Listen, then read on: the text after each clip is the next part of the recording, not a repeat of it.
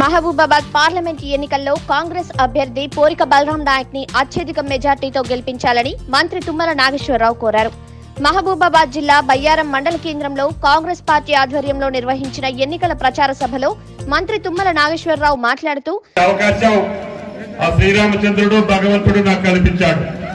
తప్పకుండా భవిష్యత్తులో కూడా ఈ బయ్యారం ప్రాజెక్ట్ ని ఆ రోజుల్లోనే మీడియం ఇరిగేషన్ గా మార్చాను. కానీ దాన్ని ఇంకా పూర్తి స్థాయిలో చేసి ఎంపీ గారు ఎమ్మెల్యే గారి సహకారంతో మీ కాలువలో లైనింగ్ కావాలని మీ కోరికను తప్పకుండా చేపిస్తానని చెప్పి కూడా ఈ సందర్భంగా మనం చెప్తున్నాం. అదేవిధంగా ఆ రోజు మీరు కోరుకున్నటువంటి తొలారాం ప్రాజెక్ట్ ని పూర్తి చేశాం. కానీ దాని కాలువలు పూర్తి స్థాయిలో నిర్మాణం చేసి దానికి కూడా ఆయకట్టు వచ్చేటట్టుగా ఆ రైతులకు ఆనందం కలిగేటట్టుగా నా ప్రయత్నం నేను చేస్తానని చెప్పి మీకు ఈ సందర్భంగా మనం చెప్తున్నాం. బయ్యారానికి సంబంధించి మారుమూల ఉన్నటువంటి అన్ని గ్రామాలకి మసివాగ్ కావచ్చు, కసివాగ్ కావచ్చు, వాగులన్నిటి మీద వంతెనలు కట్టి ఈ మధుకర్ రెడ్డి గారి ఊరు ఉంది ఒకటి. ఈయన మొన్న 9 కోట్లు తీసుకున్నాండి నాతోటి మాయ చేసి మంత్రం చేసి ఆ బ్రిడ్జి కట్టించాడు. డబుల్ రోడ్డు వేయించుకోండి, ఇంతవరకు భోజనం లేదు. 6 ఏళ్ల బట్టి చెప్తుండే మీకు పెడతాని. ఈ మీటింగ్ అసలు అక్కడ పెట్టమన్నా నేను మా అందరికి భోజనం పెట్టాలని చెప్పా. రేపు బలరాం నాయక్ గారు గెలిచిన తర్వాత మొదట మీటింగ్ మధుకర్ రెడ్డి బ్రిడ్జి దగ్గర జరుగుతుంది అని చెప్పి ఈ సందర్భంగా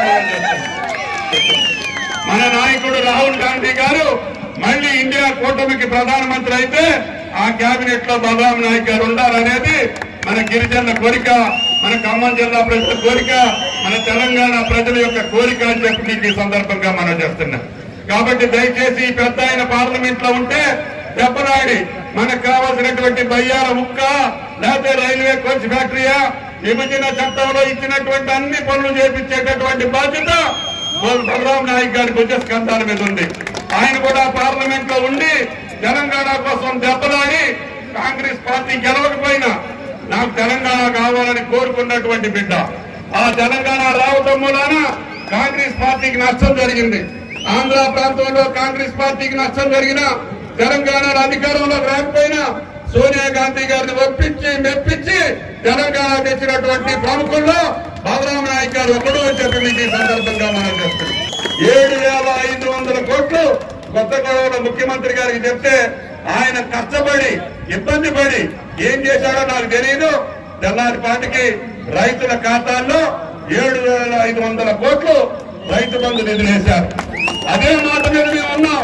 మళ్లీ స్వాతంత్ర దినోత్సవం జెండా లేపే లోపల మీకు 2 లక్షల రుణమాఫీ చేసేటటువంటి బాధ్యత కాంగ్రెస్ ప్రభుత్వాన్ని, రేవంత్ రెడ్డి గారి ప్రభుత్వాన్ని అని చెప్పి ఈ సందర్భంగా మనం చేస్తున్నాం. అంటే నువ్వే మంత్రాలు చేస్తావు పనులు. కాబట్టి తప్పకుండా అందరి తరఫున బాధ్యత ఏది ఉన్నా సరే వాళ్ళిద్దరి దగ్గర లెటర్ పట్టుకొని నా దగ్గరికి రావాలి. కేంద్రంలో పని ఉంటే పోడు భూములకు సంబంధించి కానీ, ఫారెస్ట్ కి సంబంధించిన పని కానీ, క్లియరెన్స్ కానీ, నేషనల్ హైవేస్ కానీ, రైల్వేస్ కానీ ఏ పని ఉన్నా అన్న బలరాం నాయక్ గారిని అడుక్కుంటాం. ఆయన గారి కేంద్రంలో పరిచయం ఉంది. మంత్రిగా చేసినటువంటి పెద్ద ఆయన రాహుల్ గాంధీ గారి దగ్గరికి, సోనియా గాంధీ గారి దగ్గరికి నేరుగా వెళ్ళగలిగేటటువంటి ఎంపీ మన బలరాం నాయక్ గారు అని చెప్పి మీకు సందర్భంగా. కాబట్టి ఇటువంటి పెద్దల యొక్క ఆశీర్వాదం, మీ యొక్క ఆశీర్వాదంతో బలరాం నాయక్ గారు 13వ తారీఖు హస్తం గుర్తు మీద ఓటేసి గెలిపించండి అని చెప్పి ప్రార్థిస్తూ భవిష్యత్తులో ఏ అవసరమన్నా రాష్ట్ర ప్రభుత్వంలో మీకు ఏ పని కావాలన్నా కనకయ్య గారు చెప్పిన పనులు చేపించే బాధ్యత నాది అని చెప్పి మీకు ఈ సందర్భంగా మనం